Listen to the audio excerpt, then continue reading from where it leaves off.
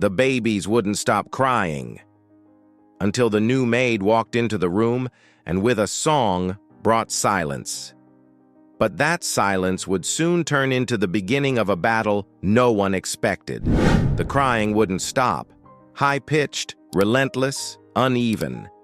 One of the twins wailed in a sharper tone, the other sobbed with ragged hiccups.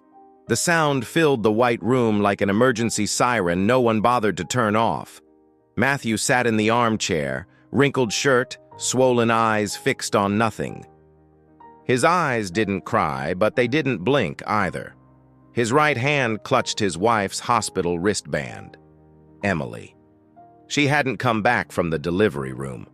The nurse walked in, avoided looking at Matthew, tried rocking one of the babies. Nothing. Changed the diaper. Nothing. Thermometer, warm water, formula. Nothing. The crying grew louder as if the boys already sensed that something was wrong, terribly wrong. Angela, the hospital psychologist, entered with steady steps and a voice too gentle, like someone long accustomed to using empathy as protocol. "Matthew, we need to talk about the next steps. The boys are healthy, but..." He didn't answer, not even a nod. He only squeezed the wristband tighter. She stepped closer, touching his arm like one might knock on a door before entering. "It's going to be important for you to start creating a presence with them. They need to feel that they have you, even if it's hard right now, especially now." The crying didn't let up. "I'll come back later," Angela said, leaving with a stifled sigh. She signaled for the nurse to leave too. Matthew was alone with his sons. Alone. Truly alone. He stood up, almost stumbling, and stopped before the two incubators. Tiny faces, reddish, twisted by pain or absence. He couldn't tell. One of them, Noah, had the exact same expression Emily wore when she tried to pretend she was okay. Joshua, the restless one, seemed to be screaming for someone who would never return. Matthew stretched out his hand, then stopped midway. Their skin looked too distant, too fragile. He withdrew, returned to the armchair, rested his head back and closed his eyes. Crying, crying, crying. Until, between sobs, something changed. A voice. Low, almost a whisper, a soft melody, carried with cadence. It wasn't a nurse. It wasn't background music. It was a song. Duérmete, mi amor, que la luna ya salió. Matthew opened his eyes. The crying had stopped. He rose cautiously. In the dimness of the room near the wall, a woman in a dark green uniform crouched between the incubators. Brown skin, deep-set eyes, hair pulled into a simple bun. She sang as if it were the most natural thing in the world, as if she were lulling her own children. The babies were still, half-open eyes, breathing deeply. Noah let out a long sigh, surrendering his body to sleep. Matthew didn't know what to say. The woman stood slowly, looked at him, and gave a small nod. "Sorry, sir. I was cleaning the hallway and heard the crying. I thought I could try." How did you do that?" "I didn't do anything. I just sang." Matthew recognized the melody. Emily had sung it during her last month of pregnancy without even knowing where it came from. An old lullaby, probably heard from her grandmother or an old radio. But he never knew the full lyrics, and this woman, a cleaning worker, knew them. "What's your name?" "Jennifer." He didn't answer, just kept looking at the babies sleeping. For the first time in 3 days, silence filled the room. A silence that didn't weigh. A silence that didn't hurt. Angela appeared at the door and froze at the sight of Jennifer inside. "What's going on here?" Jennifer immediately stepped back, lowering her eyes. She made a motion to leave, but Matthew spoke first. "She just sang, and they slept." Angela crossed her arms. "This unit is restricted to authorized professionals. Support staff are not allowed in without a request." "But she helped," Matthew insisted weakly. "Matthew," Angela said now with more control. "We're dealing with an extremely delicate moment. It's essential that all stimuli for the babies follow protocol. The initial bond must come from you, not from strangers."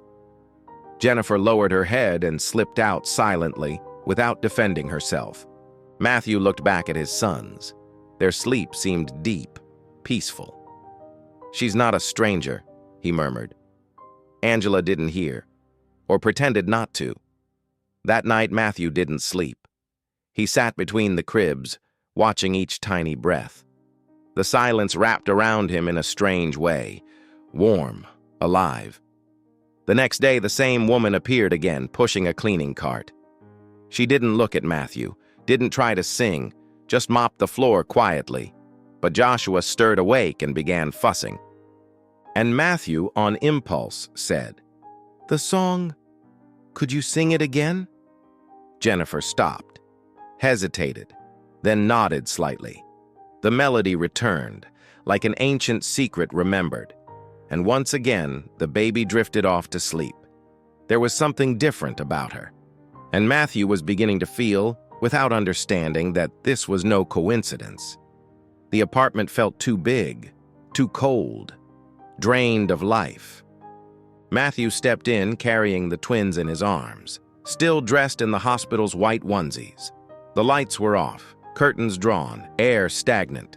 The silence of the elevator was replaced by Noah's first scream the moment the door closed.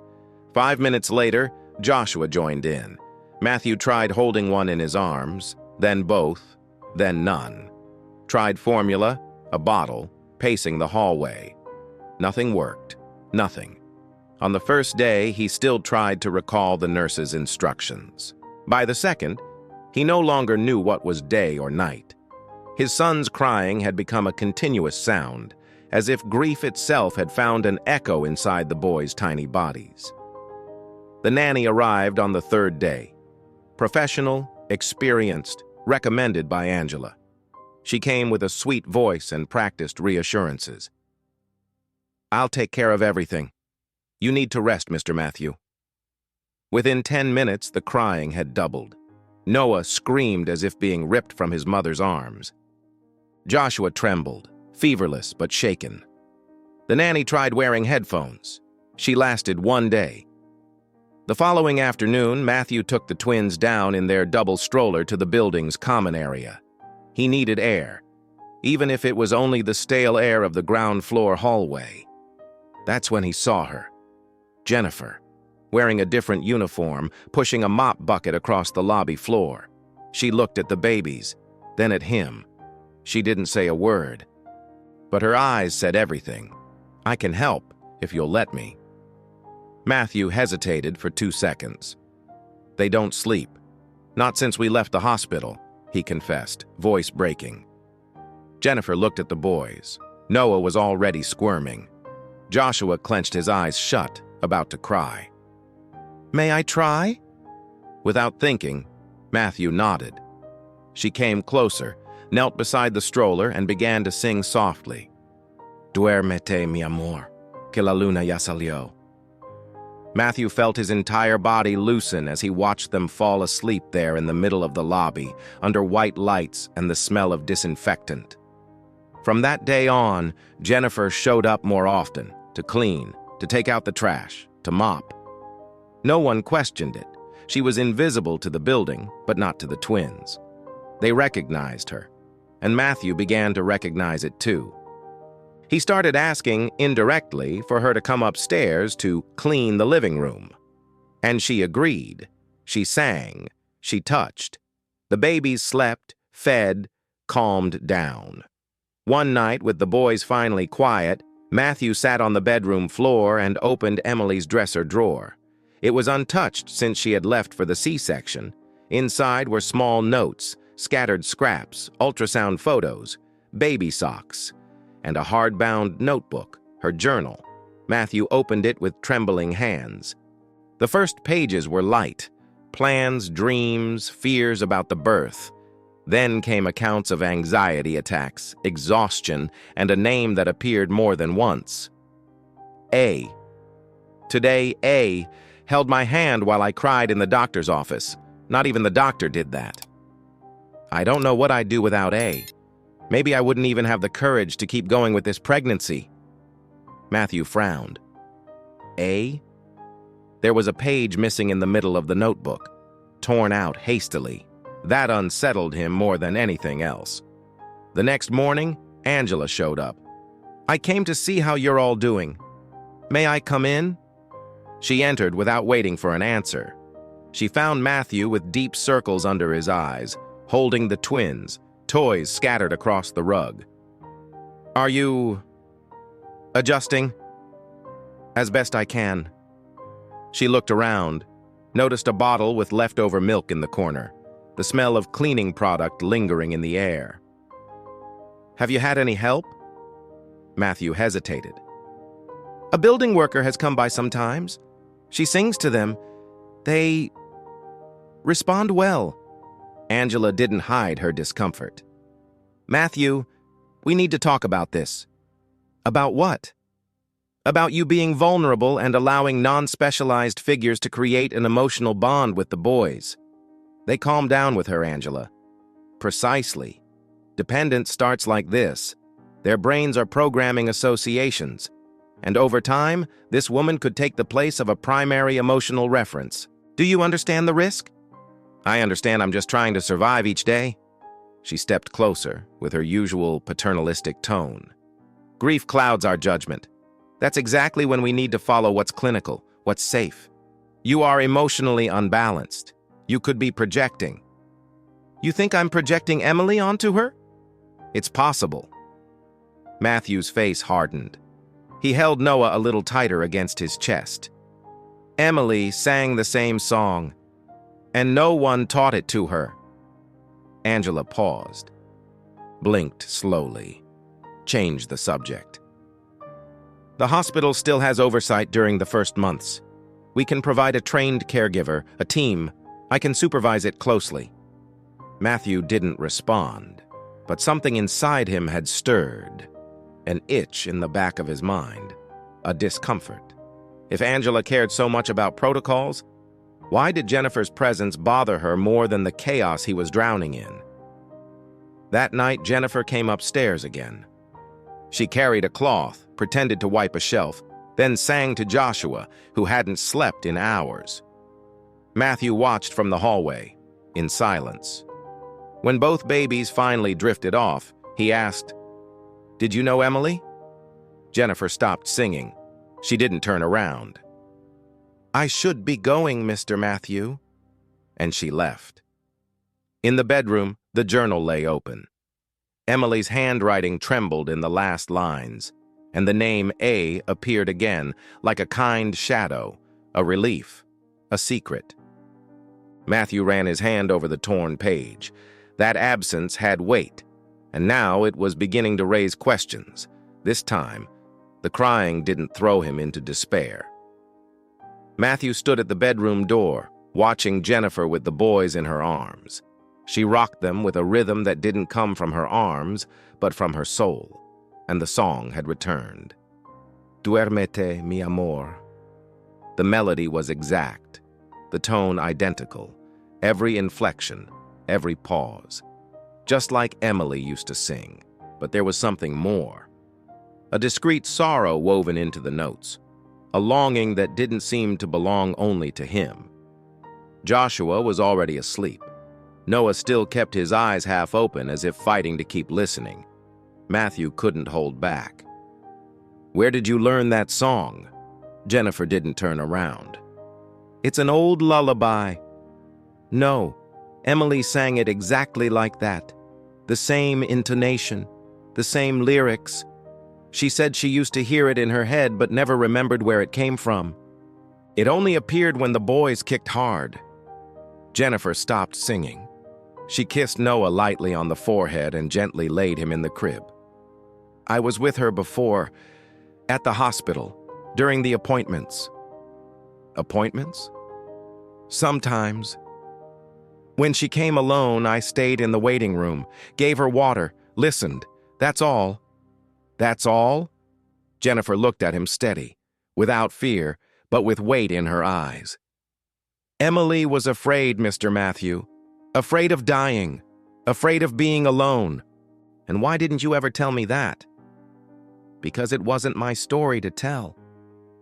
Matthew fell silent. He felt something inside him crumble. A castle of certainty he had built just to endure the pain. But now, that castle trembled. Because maybe, just maybe, Emily had confided her fears to someone else. And he had known nothing. The next morning, the intercom rang at 8 a.m. A man in a gray blazer, badge on his chest, clipboard in hand. "Good morning, Mr. Matthew. My name is Stephen. I'm from Child Services. May we talk?" On the couch, Matthew tried to grasp the situation. "We received a complaint about an unauthorized caregiver working inside your home in direct contact with the newborns. The report mentions breach of protocol, lack of registration, and possible risk of undue emotional interference." That's ridiculous. She's a building worker, not a caregiver. She's never been left alone with the boys. But she has direct contact with them? Yes. Stephen made notes, his voice calm and measured. "We have a report from psychologist Angela Mitchell. According to her, there's a risk of premature substitute bonding. The hospital is concerned about the baby's emotional health and about your vulnerability and grief." Matthew closed his eyes, took a deep breath. "Do you know what has calmed my children these last few days? What has made them sleep, eat, and stop screaming like they were drowning? Not any psychologist. It was her, Jennifer, with a song. I understand, but we must follow protocols. I'll need to observe the environment and her interaction with the children. I'll also need a written report from you." That night, Matthew waited for Jennifer at the building entrance. "Angela filed a complaint against you." She didn't look surprised. "I expected it." "Why?" "Because from the start she's looked at me like I was a mistake." "You're going to be investigated, Jennifer." "I haven't done anything wrong." "I know." She smiled faintly. For the first time, her face softened. "You're beginning to see, Mr. Matthew. Please, just call me Matthew." In the twins' room, Matthew was left alone with his sons. He sang, clumsy, trying to mimic the melody. The boys laughed. Noah clutched his finger. Joshua let out a satisfied grunt. It wasn't much, but it was something. For the first time, Matthew felt that maybe it was possible. While tidying up, he knocked over an old box behind the bookshelf. Pulling it out, he found a folded envelope hidden under the crib's instruction manual. It was a diary page, the missing page. He recognized Emily's handwriting instantly. "If something happens to me, I want Jennifer to stay with the boys until Matthew is ready. She understands. She understands me. And she loves these babies even before they were born." The world stopped. Matthew read the sentence over and over. Jennifer wasn't just some woman who appeared at the hospital. She was Emily's plan B, her last wish. The next day, Angela arrived unannounced, entered with her same serene tone. "You received a visit from Stephen?"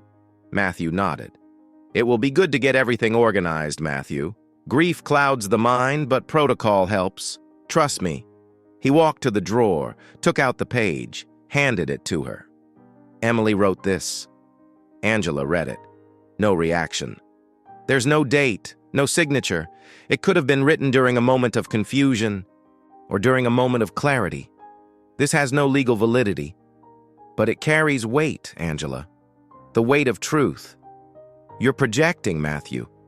You're clinging to a substitute figure because you still haven't managed to step fully into your role as a father. And with all due respect, this woman may be manipulating the situation." "She's not manipulating, she's caring. Something very few people here have done." Angela's smile vanished. Her eyes turned cold. "If you insist on this path, you'll make the process harder. You're under review. Any impulsive action may be seen as emotional instability." She left, her threat hanging in the air. But Matthew was unmoved.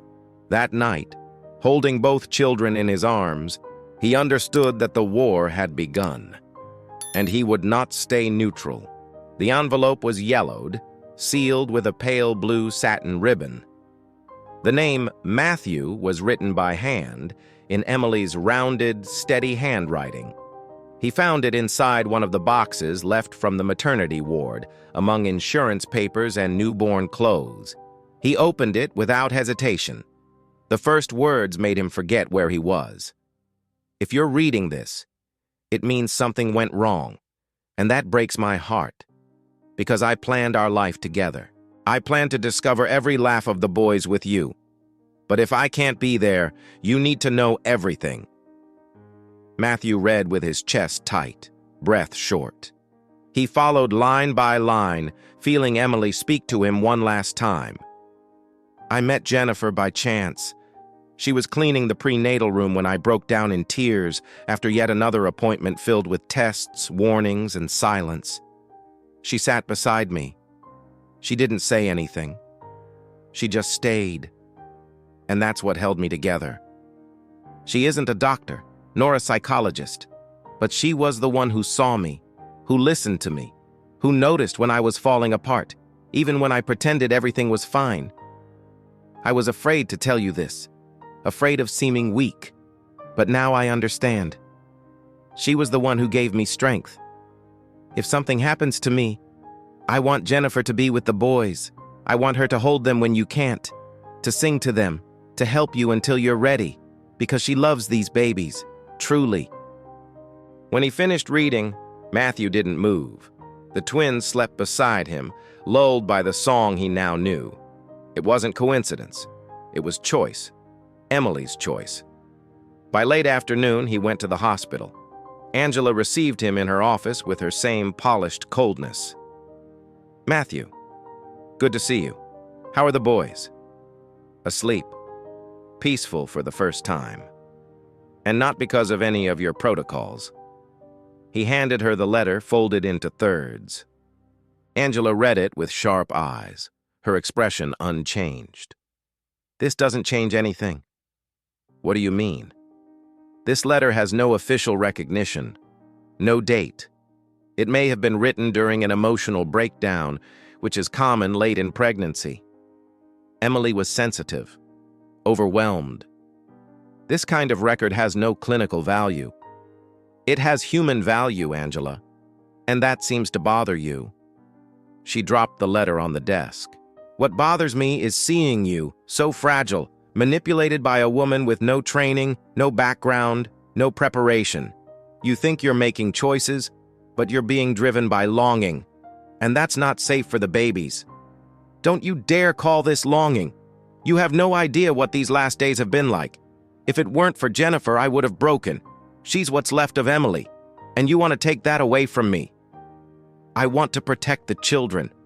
No, you want to control everything. Angela stood, wearing a smile of false compassion.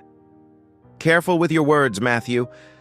I'm still responsible for the psychological assessment of this case, and I can claim emotional risk if you keep making decisions based on invalid letters and disorganized feelings. Hours later, Jennifer appeared at the apartment. Her eyes carried a fatigue beyond the physical. A notice came today, a court order. I have to stay away. Child services. Matthew clenched his fists. It was her. Jennifer nodded. I expected it. She never tolerated me. From the very first moment she saw me with Emily. Why? Because I saw things she kept hidden. Matthew didn't understand, but the words stuck. I'll fix this, he said. Matthew, you helped my wife when no one else did. You saved my children from despair. I won't let them rip you out of their lives because of the whim of someone who doesn't know how to love. Jennifer didn't answer, but her eyes welled up, without a single tear falling. The next morning, Joshua woke with a fever. Noah refused milk, crying as if in pain. Matthew tried to stay calm, but the same anguish that had consumed him in the first weeks returned with force. They felt the absence. They felt the missing arms, the missing scent, the missing song. By mid-morning, he called the pediatrician. Emergency, urgency. No hospitalization required, but close observation. That's when he called Jennifer. "They need you." She hesitated. "I can't come in. It's a court order." "Then meet me outside. Just 5 minutes.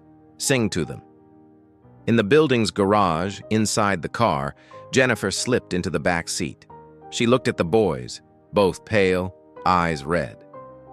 "My loves," she whispered, and she began to sing. Matthew watched, throat locked, body tense. Slowly, Noah's heartbeat steadied. Joshua closed his eyes. Matthew was on the verge of tears when Jennifer said, "Emily left me more than a letter. She left evidence." "What evidence?" "Recordings. She recorded everything." "Everything what?" "Conversations with Angela, meetings at the hospital, the way she treated her, how she tried to control everything. Emily knew that if something went wrong, no one would believe her. So she started recording." "You have those recordings?" "I do, but I was waiting for the right time, and I think it's now." Matthew gripped the steering wheel tight. The war had been declared. And now he had ammunition. The file was small, less than 5 megabytes. But when Matthew pressed play, it felt like he was carrying the weight of a mountain on his back. Emily's voice echoed through the apartment. Alive. Emily, alive. Day 14. I left the appointment shaking. Angela pressured me to schedule the C-section early, said I was emotionally unstable. But I feel stronger when I'm with Jennifer. She listens to me. She doesn't treat me like a clinical case. She just sees me. Matthew closed his eyes. Day 21. Today, Angela called me unbalanced, accused me of making up symptoms. But I know what I'm feeling. The hospital is treating me like a ticking time bomb. Jennifer told me I can trust her. I'm recording this because I'm afraid. Afraid no one will believe me if something happens. Emily's voice trembled, paused, sobbed softly. She sounded as if she were leaving behind a testament of who she was, of who noticed what others pretended not to see. If I die? If I don't come back? Please, Matthew, don't let them take the boys from you. Don't let them erase what we were. And for God's sake, trust Jennifer. Matthew listened to all 12 recordings, at once, without pause. When he finished, he was pale, dizzy, but resolute. Jennifer, sitting beside him, held back her tears with clasped hands. Not out of fear, but because Emily was finally being heard. We'll take this to court. Matthew's lawyer, a college friend, listened to the audios with the seriousness of someone who knows he's holding a bomb in his hands. With this, not only will the attempt to remove Jennifer collapse, but we can also request that she be recognized as a parental support figure. It'll be tough, but possible. And Angela? If the judge rules there was negligence, abuse of authority, or an attempt at procedural manipulation, she could be removed, or even prosecuted by the hospital. On the other side, Angela moved quickly. She filed for provisional joint guardianship with continuous technical supervision. Her justification: emotionally unstable environment, risk of parental alienation by an unauthorized figure, history of refusal to follow clinical guidance. Matthew received the notice the same day the hearing was scheduled. They want to take my boys. They won't, the lawyer replied. Now it's a clean fight, and you have proof. On the day of the hearing, the courtroom was nearly empty. Only the essentials. Matthew, in a dark suit, looked like a different man, firmer, more present. Jennifer stood beside him, simple but dignified. The judge entered with a neutral, weary gaze. Angela, on the other hand, walked in with a folder full of documents and the rehearsed expression of genuine concern. "Let's begin," said the judge. "This case is delicate. The emotional integrity of 2 children is at stake. We'll hear the arguments. Angela went first. She spoke meticulously, citing research, technical terms, child behavior data, risks of unqualified figures in psychoaffective development. She accused Matthew, in carefully chosen words, of being re-traumatized by grief, and Jennifer of taking a place that does not belong to her. My role here is not personal, it is clinical. My duty is to protect the children, and that includes preventing outside interference that destabilizes their emotional development. Matthew took a deep breath. Then he spoke. My name is Matthew Harris. I lost my wife during childbirth. I was left alone with two babies who cried as if they were begging for their mother back. No one, absolutely no one, could calm them. Only Jennifer. He handed the judge a flash drive. These are recordings made by my wife, Emily, in the weeks before she died. They are spontaneous records, made out of fear that no one would believe her. Now, we're all going to listen to her. The judge inserted the device. The room fell silent. Emily's voice filled the air. In the excerpts Matthew had chosen, she described Angela as controlling, insensitive, someone who made her doubt her own sanity. Jennifer's name appeared often, always as support, presence, comfort. At one moment, Emily said, Angela wants to discredit me. If something happens, they'll say I was unstable. But I am clearer than ever. And if anyone is hearing this, protect me. When the final recording ended, the judge asked for silence. For the first time, Angela lost her composure. She tried to interrupt. These recordings have no legal validity. They're one-sided, not verified. They were analyzed, authenticated. The voice is Emily Harris's. Digital forensics confirmed it, said Matthew's lawyer, handing over the reports. Angela was left unmoored. She tried to justify herself with more technicalities. Alleged manipulation. Claimed Emily had emotional extremes. Are you insinuating that Emily was incapable of discernment? I'm saying she was vulnerable. And you, as a professional, did you respect that vulnerability? Silence. The judge leaned forward. Dr. Angela, a psychologist's role is to protect, to listen, and never to use authority as a means of silencing. You crossed that line. Angela tried to hold her gaze steady, but she was already unraveling.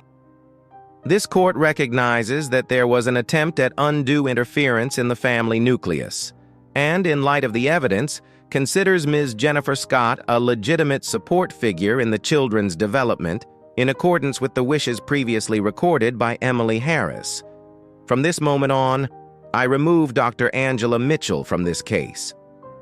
Matthew closed his eyes. Jennifer swallowed hard.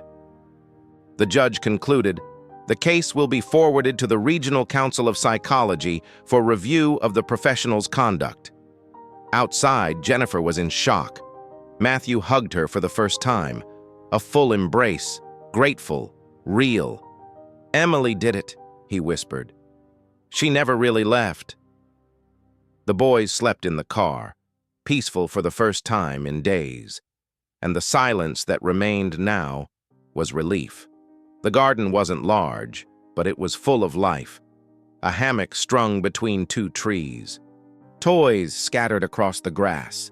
A clothesline with tiny clothes swaying in the wind, and the sound of laughter drifting from the kitchen.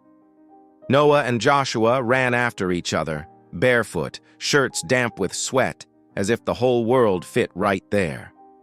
On the porch, Matthew watched in silence, a glass of juice in hand and his soul light.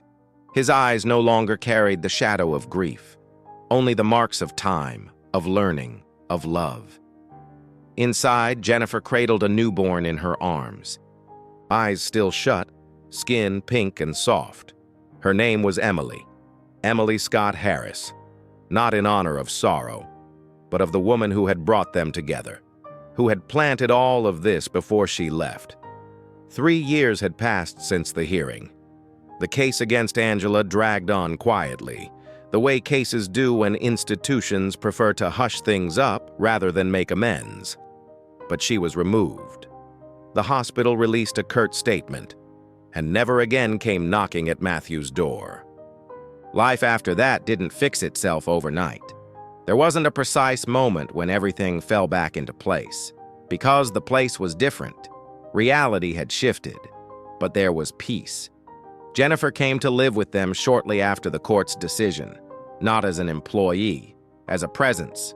It happened naturally, organically, without labels, without contracts. One day, Noah called her Mom. She cried. Matthew didn't correct him. He simply held her hand and knew there was nothing left to deny. The wedding took place in their own backyard. Only close friends, neighbors, and 2 little boys in tiny suits carrying the rings. There was no party. There was music, laughter, memories shared among those who knew the whole story, and one empty chair with a sunflower on it. No one needed to explain. Little Emily was born on a Sunday in the same hospital where it had all begun. Matthew had hesitated to go back, but Jennifer held his hand. "This is where the story begins and begins again, Matthew." In the delivery room, he didn't faint. He didn't shake. He cried, yes, but with gratitude. When he held his daughter, he felt something inside him align, as if time had come full circle, not to erase, but to complete. That night at home, the twins sat by the crib to watch their sister. Noah asked, "Will she hear the song too?" Jennifer smiled. "She will." Matthew leaned against the doorway, watching. Jennifer began to sing, "Duérmete, mi amor, que la luna ya salió." Her voice now was more mature, more assured. But it carried the same tone as before, the same sweetness, and something deeper still. Belonging. Joshua joined in with a soft whistle, as if completing the melody. Noah clapped his hands to the rhythm. Emily closed her eyes and slept as if the world were a good place. Matthew turned toward the photo of Emily on the shelf. It wasn't an altar, nor a shrine of frozen longing. Just a picture of her smiling, pregnant hand on her belly. He smiled back. "Thank you." The following week, Matthew wrote something in Emily's old journal. With a black pen, firm handwriting, "They've grown, and you are still here. Not in grief, in legacy. Jennifer is more than a promise kept. She is life continued. Emily is now a name that cradles, not says goodbye. And I finally understand what it means to be a father." Outside the house, the music went on. A lullaby that for many years had been lament. Now, it was inheritance, alive, sung by those who remained, and heard by the one who had just arrived. If this story touched you, tell me in the comments, who is your Jennifer? That person who stood by your side when no one else did? Just write a name, a memory. And if you'd like more stories like this to reach others, support by giving it a like and subscribing to the channel. It truly makes all the difference in keeping this message alive.